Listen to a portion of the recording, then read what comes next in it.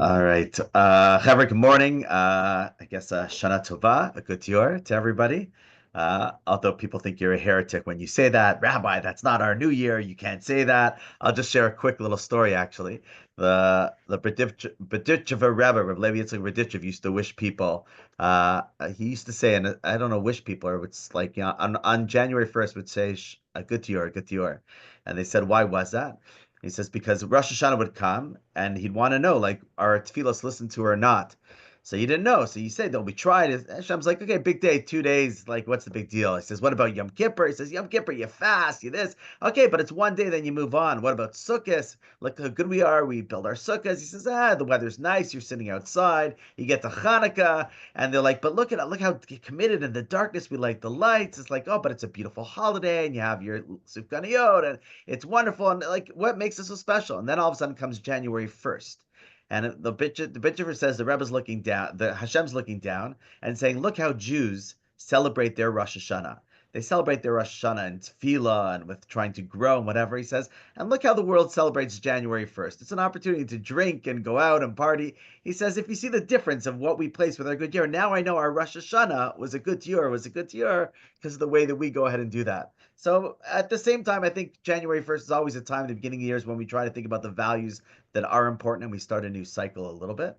And I wanted to share with you, I think what an underlying key of an important facet of our identity must be. And it's not about the individuality, but it's about relating to the other. I remember many years ago when I was in university, I had a speech course that I was taking, and I decided to do a speech on co-education or single school sex education.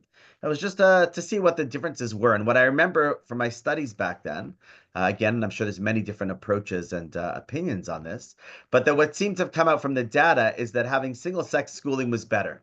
It was better. Now, why did co-education start? From what I remember 25 plus years ago in my research, was because it was finances.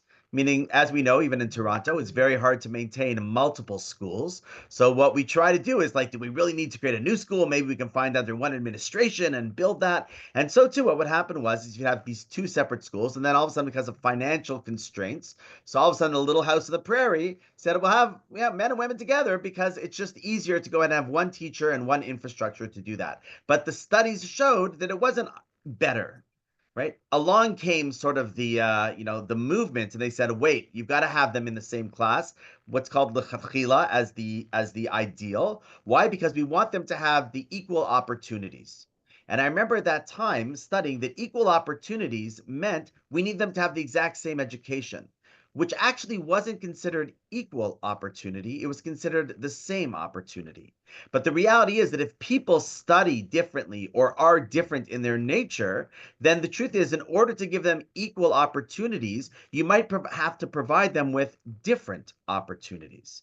Same does not equal equal. If you have a child who's struggling in math and another child who's struggling in science, you don't say, you know what, we're going to give them the same teacher that teaches them both the exact same thing. In the ideal world where you want to give them the same support, right? The equal support rather, it's not going to look the same. It's going to look different. And with that backdrop, I think there's a really beautiful idea that's expressed in this week's Parsha where Yaakov realizes this when it comes to his children, right? Yaakov's sitting there on his final moments and he's got to give a blessing to his kids. And what could have been easier is he could have gathered them all together, which he actually says, I want to do that in the beginning. The words of the pasuk start with Vayikra Yaakov el banav vayomer he'asvu. Yaakov calls out to his kids and says, Chevra, I want everyone to come here. And I want to give you final blessings. And you would think at that moment, as he's surrounded by all of his children in his final days, he would want to give them the equal opportunity, right? And what does equal opportunity for their growth means? That he goes through each one of the individuals and gives them totally separate brachos. You couldn't get more different. In fact, some are contradictory. Some have certain qualities, others have the exact opposite qualities. Some get blessings that sound like you did a great job. Other sons, Levi and Shimon, get a little bit of, hey guys, I think you made a mistake. You should do better. That's their bracha. it seems like totally different. And you would sit there and say, Yaakov, I understand. How can you sit there and favor some and give certain people, these blessings, other people, other ones? And at first, it would seem like he's sitting there and having favorites, or he's sitting there and deciding that, you know what, I'm not going to treat them all the same.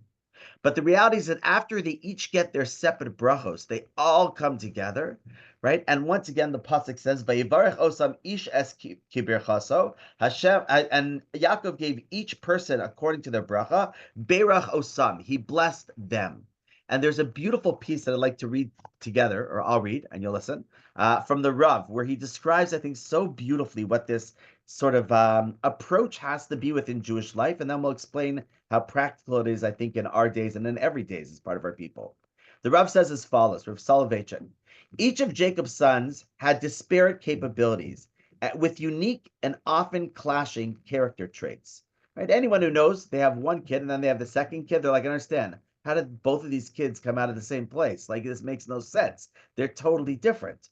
Nachmanides indicates that they all fuse together to form the Jewish people, meaning you have all these different qualities and characteristics, and that's what makes the fabric of the Jewish people, which emerges through combining 12 contradictory traits into one coherent unit. Right? The phrase that often is said is God loves unity, but not uniformity. Right? The sense of everybody coming together, but with their own unique characteristic and their own unique skill set. When Jacob bestowed the earlier blessings to his children, each blessing was like an individual ingredient in a recipe. The final blessing was given to all the tribes to assimilate all the ingredients into that recipe. And when those ingredients combine, that's when the Jewish people emerge. Meaning each individual, the way we often look at it is we see others and we want to compare ourselves to others, or I wish I had that capability, or I could play that position or do that role, as if there was something that was better and a role that was worse. When it comes to an ingredient, right, you can't say, well, you know what, if I'm making a chocolate cake, I wish I was chocolate, why do I have to be the flour? Or vice versa. Both of those things are essential ingredients. As independents, their job is to be the best cocoa powder that it can possibly be to make it as rich of a cake as possible. But its goal should never be, I want to, or I need to, or why is that person not like me? Rather, each one has their own unique individual blessings, and all of those blessings have to find a way to come together to form the ultimate recipe that we're trying to create.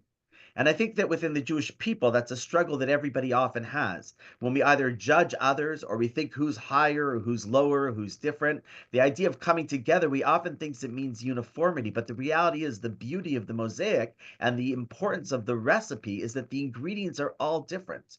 Now, obviously, some ingredients might be good and some might not be good quality, and each person has to work on. And part of the blessings that Yaakov gave to his kid is, I see your strength and I see where it could go. You could make great things happen from it, or you could use that strength for not such good things. And your job is to go ahead and become the best version of that ingredient that's possible. There's a couple people here that were here. There's this program that we started a little while ago where we come together and have different people from different backgrounds all learn similar text, and they bring their unique lens into that and sit around the table. And the phrase that I share before each one of those events, which is based on something I heard from Rabbi Sachs, is that when you bring Jews together who are not like each other, you realize that they're Jews, just like each other. When you realize that, wait, we're all so different, and great, that's okay, but we're all part of the same totality, then that becomes what's important. And I think Yaakov's message, specifically on his deathbed, is this important message of, guys, listen, everybody plays a unique and important role. And I want you each to lean deeply into your role, but it will only be successful if you all find a way to come together. And I saw a beautiful pshat, a beautiful explanation when they have the famous blessings of Ephraim and Manasseh. As Ephraim and Manasseh are being blessed by their grandfather, and they're each standing on their side, what happens is Sikel es Yadav. Yaakov goes ahead and crosses his hands as he's blessing his children.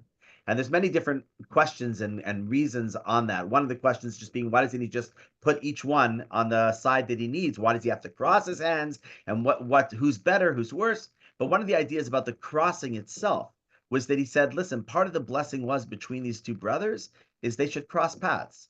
is they should realize that they're not living in these separate, parallel life trajectories, but their trajectory has to intersect with others. That happens within families, right? Each sibling should never feel like, you know what, listen, I'm just doing my thing. My sibling's doing his thing and whatever. Everybody takes care of themselves. We understand that in each unit, the real strength of that unit is where it comes together. It's funny, my daughter just started a new job in Israel, and I was speaking to her right before, giving her pre-Shabbos blessing. And she said, you know what? It's the same work, but the environment's totally different.